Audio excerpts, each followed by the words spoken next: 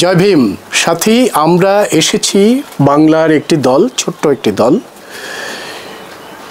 বুদ্ধগয়া বুদ্ধ বিহার যে মুক্তি আন্দোলন চলছে, সেই মুক্তি আন্দোলনের পক্ষে আমরা যোগদান করতে এসেছি।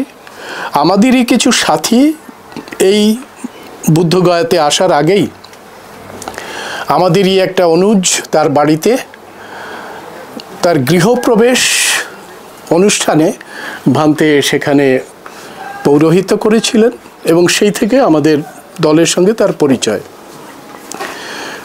কাজ করার পরে তিনি বললেন যে আপনারা যখন আসবেন বুদ্ধগয়াতে, অনুগ্রহ করে এখানে আমাদের যে রত্নপ্রিয় বুদ্ধ বিহার গড়ে উঠছে, সেই প্রিয় বুদ্ধ বিহারে আপনারা আসবেন।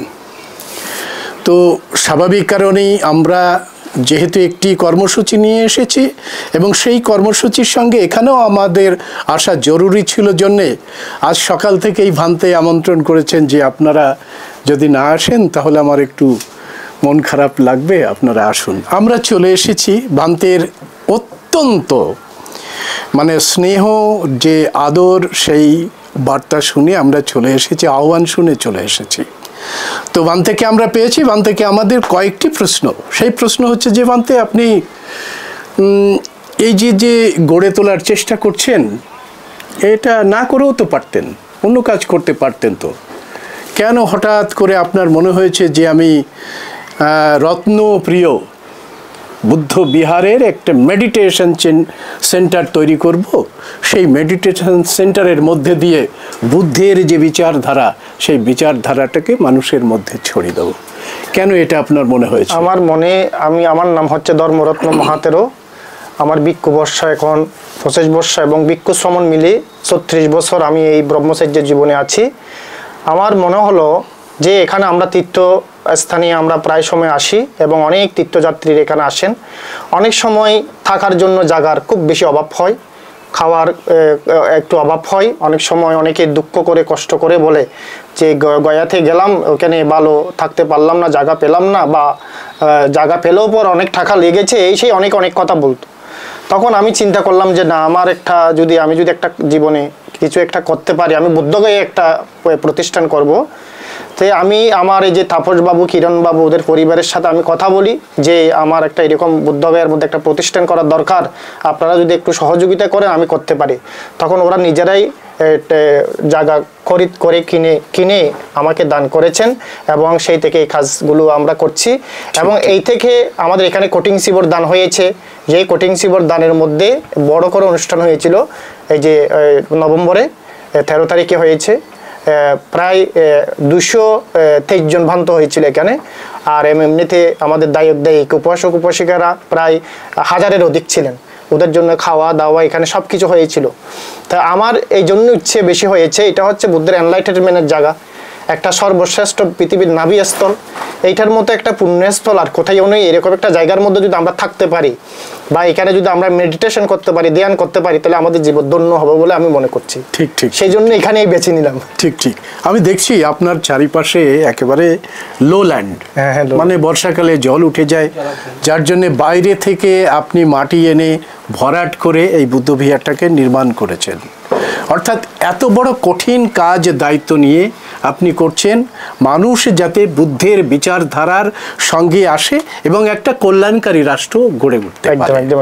তো স্বাভাবিক কারণেই সমস্ত মানুষের প্রচুর অর্থ আছে। আচ্ছা, একটা মানুষ এখন খাদ্যের জন্য যা বরাদ্দ করে, তার মধ্যে থেকে এক মুষ্টি যদি লোকহিতে কল্যাণকর রাষ্ট্র গঠনের জন্য তুলে রাখে, তাহলে সম্ভব হতে পারে সব কিছুই। অবশ্যই। তো বন্ধুরা, ভান্তে সেটাই চাইছেন যে আপনারা যারা বিভিন্ন প্রান্ত থেকে বুদ্ধগয়াতে আসছেন, আপনারা ভান্তের সঙ্গে যোগাযোগ রাখুন, আমাদের চ্যানেলের দিকে যোগাযোগ রাখুন। আমরা সেখানে ভান্তের নাম্বার, তার যে অ্যাড্রেস, সেই সমস্ত অ্যাড্রেসগুলো সেখানে আমরা রাখব। এবং এখানে আসলে অন্তত একবার ভান্তের সঙ্গে দেখা করে যান, কারণ আপনাদের যে দান, ধম্মদান, কর্মদান, সেই কর্মদানের ভিত্তিতেই আবার গড়ে উঠতে পারে এই বুদ্ধের বিরাসতটাকে আবার গড়ে উঠতে পারে, প্রবুদ্ধ ভারত গড়ে উঠতে পারে। এটা গৌতম বুদ্ধের সময়ই শুরু হয়েছিল, যে যখন শ্রাবস্তী জুড়ে একেবারে ক্ষুধায় মানুষ হাহাকার করছে, তখন বুদ্ধ মহাকারুণিক মাথা নিচু করে বলছে যে এত বড় দুর্ভিক্ষের ক্ষুধা আমি কি করে মেটাবো, তোমরা যদি একটুখানি অন্তত দান করো, সংঘ দান করো, তাহলে এই দুর্ভিক্ষের ক্ষুধা মেটাতে পারি আমি। শুনি তাহা রত্নাকর শেঠ করিয়া রহিল মাথা হেট। কেউ রাজি হচ্ছে না। তখন দীন ও দুঃখী একজন ভিক্ষুণী সভাস্থল থেকে উঠে এসে বলছে, আমি এই ক্ষুধা মিটিয়ে দেবো। সবাই বলছে, শেঠিরা বলছে, তুমি একজন ভিক্ষুণী, তুমি ক্ষুধা মেটাবে কি করে? তখন ভিক্ষুণী বলছে, আমার ভাণ্ডার আছে ভরে, তোমার সভাকার ঘরে ঘরে, তোমরা চাইলে সবে এ পাত্র অক্ষয় হবে, ভিক্ষা অন্নে বাঁচাবো বসুধা, মিটাইব দুর্ভিক্ষের ক্ষুধা। অসাধারণ।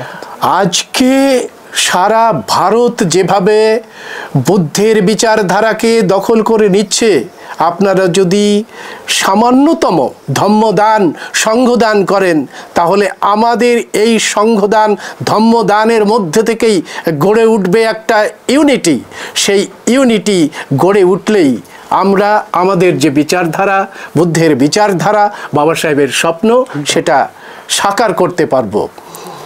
কঠিন কাজ করার জন্যে আমাদের ছোট্ট গ্রুপের থেকে ভান্তেকে বন্দা আমি জানাচ্ছি, এবং আমরা চাইছি যে আপনারা আসুন এখানে এবং ভান্তের সঙ্গে ধম্মদানের মধ্যে দিয়ে, সংঘদানের মধ্যে দিয়ে তার যে স্বপ্নটাকে বাস্তবায়িত করুন। অসংখ্য ধন্যবাদ এবং আশীর্বাদ জানাচ্ছি। আপনাদের উত্তরোত্তর কল্যাণ শ্রীবৃদ্ধি কামনা করছি। আপনারা সবাই এগিয়ে আসুন আমার এই কাজে। সবাই সাধু সাধু সাধু।